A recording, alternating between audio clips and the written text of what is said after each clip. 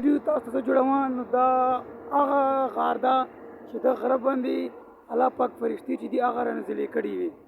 جنګ بدر کله میدان و، جنګ بدر ولا کله جنګ چې هغه جنګ کې الله پاک دغه فرښتې چې دي که نه فرښتې رانازلې کړي او په دغه غره باندې دا غر تاسو وګورئ. دا غار څه عجیبه غوندې ده، پوه شي انسان ته کله حیران شي. زه اوس د غر ته نږدې کېږم چې دغه غره کې دا شګه ده که دا خاټې دي. نو زه تاسو دا شیان دا وګورئ، دا بالکل داسې خاټې غوندې دي، څه عجیبه غوندې ماته لګي. بالکل انسان چې دا پوهېږي په نو بیا وګورئ، دا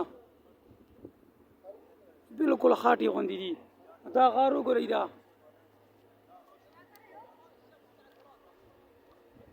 دا مکمل دا غار ده. دا غره باندې الله پاک فرښتې نازل کړي دي.